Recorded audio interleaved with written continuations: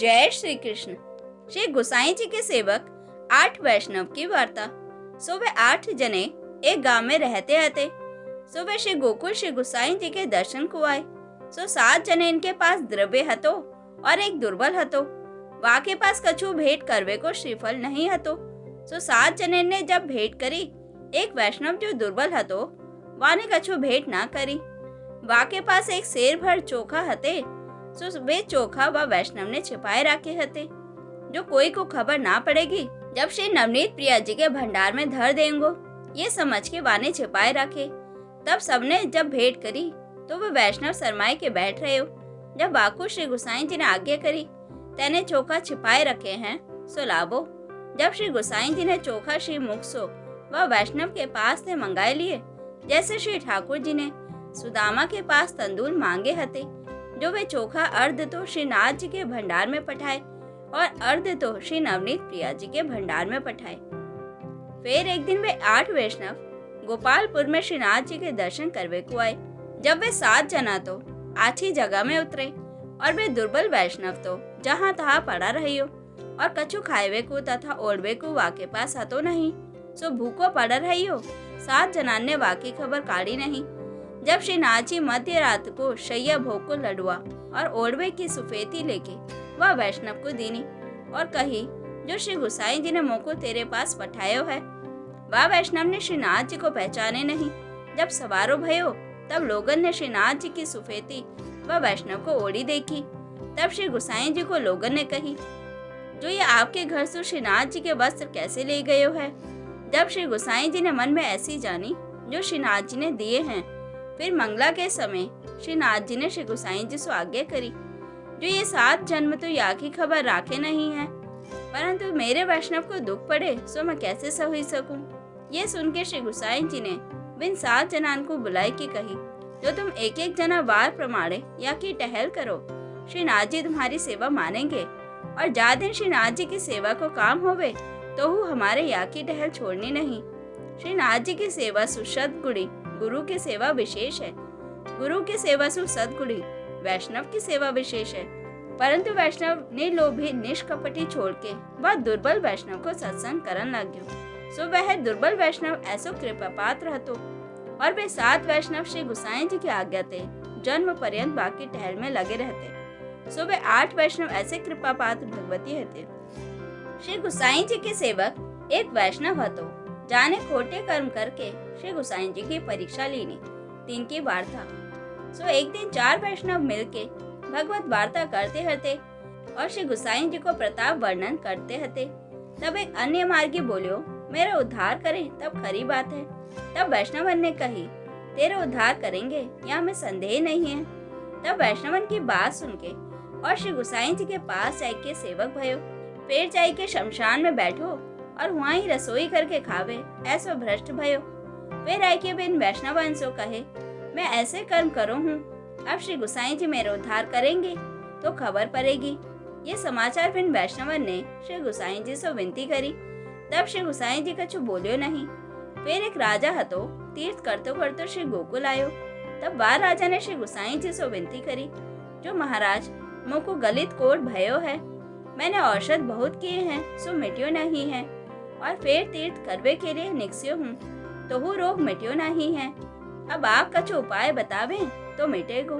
तब श्री गोसाई जी ने आज्ञा करी, जो हमारो सेवक अमुक गांव में शमशान में बैठा है, बाकी झूठन खावो तो मिट जाएगो।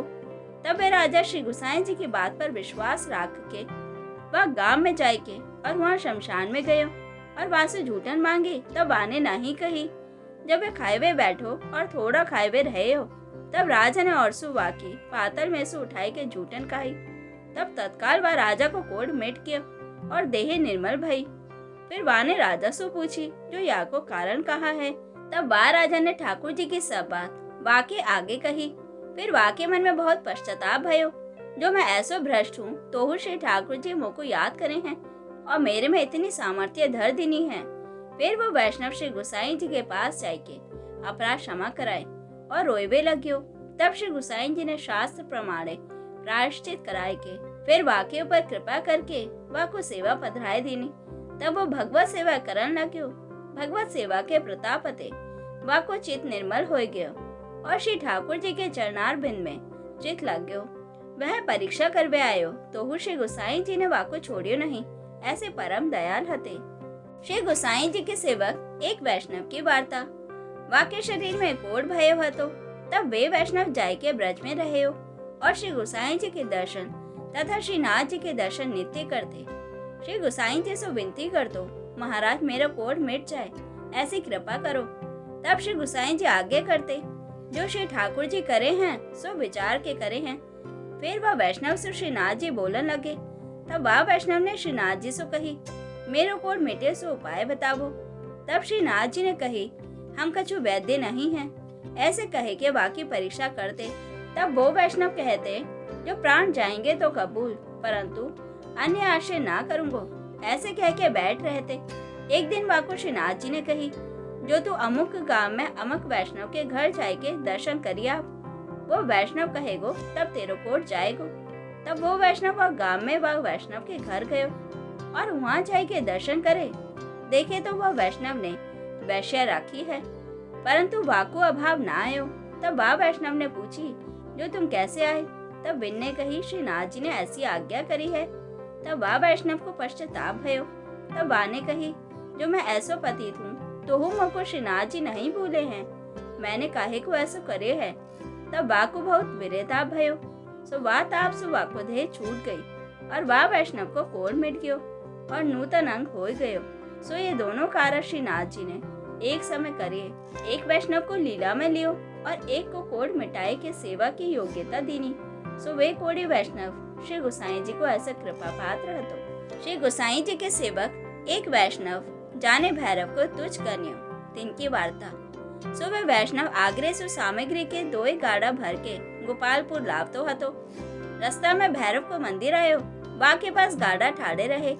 सो गाड़ा वाले ने कही, जो यहाँ 2 नारियल चढ़ावो, जब गाड़ा चलेगो। सब लोग चढ़ावे हैं।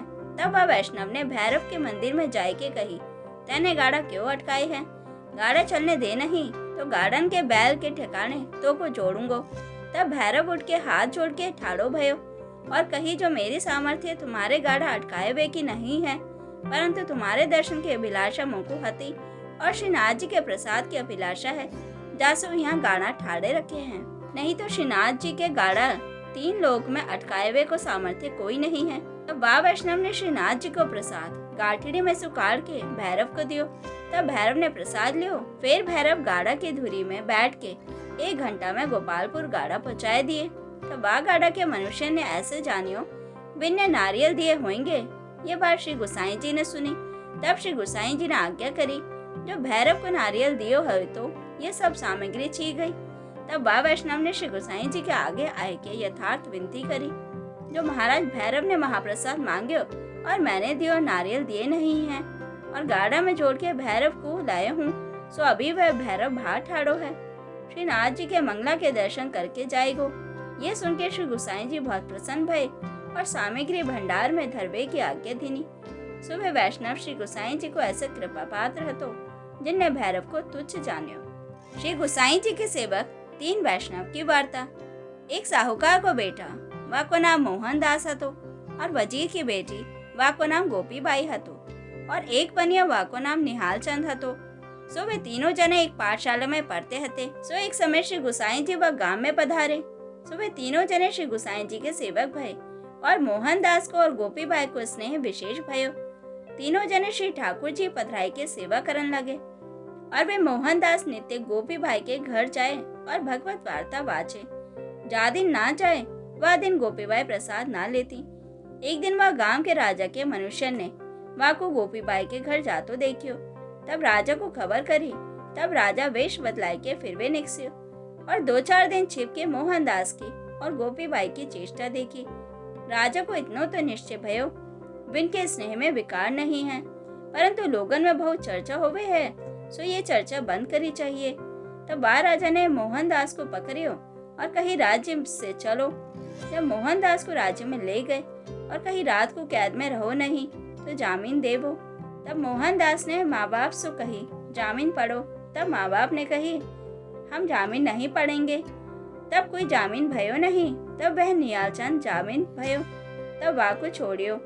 फिर दूसरे दिन राज्य के आदमी वाको ले गए। तब राजा ने हुक्म करियो, या को गांव बाहर ले जाओ और वहाँ या को मार डालो, परंतु मैं आऊंगा हुक्म दूंगा जब मारो।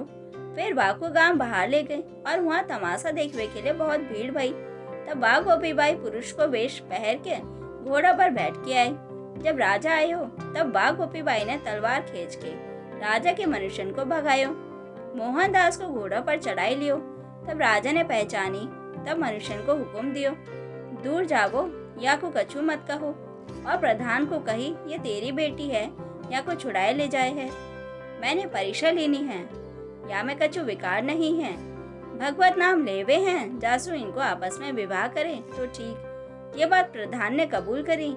घर में जाए के ऐसो ठहराव करियो, या मोहनदास को विवाह देनी। तब वह मोहनदास ने और गोपी ने प्रधान से कही, जो हमारो बहन भाई को संबंध है और हम एक दूसरे को भाई बहन बोले हैं, जासु हमारो विवाह नहीं होवे को। ये सुन के प्रधान बहुत प्रसन्न भयो और कही, जो अब विवाह तुम्हारो इंसुख नहीं करूंगो और तुम एक दूसरे के घर जावो आवो, या मैं प्रतिबंध नहीं करूंगो, और कोई निंदा करेगो तो मैं जवाब देंगो। वे तीनों जने ऐसे टेक के वैष्णव हते जिन्हें शीश देना कबूल करियो, परंतु स्नेह नहीं छोड़ियो। जय श्री कृष्ण। श्री गोसाई जी के सेवक एक वैष्णव सूरत में रहतो। दिन की वार्ता। सो वे वैष्णव प्रतिवर्ष ब्रज यात्रा करवे को आवते और श्रीनाथ जी के दर्शन करके और ब्रज यात्रा करके फिर जाते।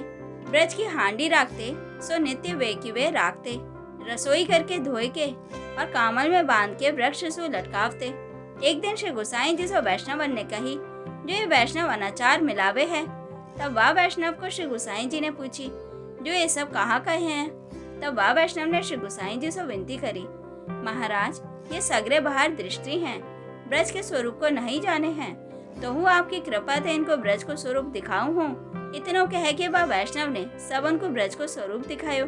तब सब वैष्णव देखे तो सब ब्रज सुवर्णमय दिखवे लग्यो। तब सब वैष्णवन को श्री गोसाई जी कहने लगे, यानी ब्रज की रज को स्वरूप जानियो है, जासु या को कछु दोष नहीं है, ये सामर्थवान है, या को कछु बाधा नहीं है, तुम ऐसे मत करो। ये सुन के सब वैष्णव वा को धन्य धन्य कहने लगे। सो वे वैष्णव श्री गोसाई जी को ऐसे कृपा पात्र हतो, जिन्हें ब्रज सुवर्णमय दिखाई दीनी। ब्रज की रज की हांडी सुवर्णमय जान के काटते ना हते, ऐसे परम भगवती हते। श्री गोसाई जी के सेवक एक वैष्णव जेवरचंद गुजरात में रहते। दिन की वार्ता। सो जेवरचंद श्री गोकुल गए और श्री नवनीत प्रिया जी के दर्शन किए और 7 स्वरूपन के मनोरथ किए और श्रीनाथ जी के बागा वस्त्रन को सामग्री को मनोरथ किया, बालक तथा बहु बेटिन को मनोरथ कियो। फिर श्री गोसाई जी विनती कीनी, जो मेरे 1000 वैष्णवन को भोजन करावन की इच्छा है। तब श्री गोसाई जी ने आज्ञा करी, एक मर्यादा को कराए दो, तो 1000 आए गए। तब जेवरचंद ने विनती कीनी, जो 1000 मर्यादन को भोजन कराऊंगो। तब श्री गोसाई जी ने आज्ञा करी, एक स्नेही जाओ को भगवत और भगवती में स्नेह होवे, ऐसे एक को कराए दे तो 1000 मर्यादा हो जाएंगे। तब बाने कही 1000 प्रेमी को लेवाऊं तो कैसे। तब आपने कही एक आसक्तिवान को करावे तो 1000 प्रेमी आए जाएंगे। तब बाने कही 1000 आसक्तिवान को लेवाऊं तो कैसे। तब आपने आज्ञा करी एक व्यसनवान को करावे तो सब आए जाएंगे। तब बाने कही जो 1000 व्यसनवान को भोजन करावो तो कैसे। तब श्री गोसाई जी ने आज्ञा करी, जो व्यसनवान 1000 कहाँ से मिलेंगे। व्यसन अवस्था तो गजन धावन को सिद्ध भई है और आसक्ति कुंभन दास जी को सिद्ध भई है, और कहाँ से लावेंगे। तब जेवरचंद ने पूछी, जो व्यसन अवस्था को स्वरूप कहा है और आसक्तिवान को स्वरूप कहा। तब श्री गोसाई जी ने आज्ञा करी, स्नेही के देखे बिना ज्वर चढ़ावे, व्याकुल मन हो जाए, ग्लानि होवे, उद्वेग होवे, उन्माद होवे, शोच होवे, हर्ष होवे, रुदन करे, ऐसे अनेक प्रकार क्षण में होया करे, जिनको बुद्धिमान व्यभिचारी भाव कहे हैं, सो विप्रयोग में होवे हैं, या को नाम व्यसन अवस्था है, और आसक्तिवान को ग्रह के कार्य मात्र अरुचि होवे है, अष्ट प्रहर देखवे में मन लग रहे हैं। व्यसन अवस्था सु ये उतरती अवस्था है, जासु पीछे व्यसन सिद्ध होवे हैं, श्री महाप्रभु जी ने आज्ञा करी है। जासु ऐसी अवस्था वाले तो नहीं मिलेंगे, परंतु 1000 को नेम छोड़ दे, त्यागिन को लिवावो तो 13 कल्याण होवे को, और श्री ठाकुर जी प्रसन्न होवेंगे। ये सुन के जेवरचंद ने वैसे ही कियो। सो वे जेवर चंद श्री गोसाई जी के ऐसे कृपा पात्र थे। जय श्री कृष्ण।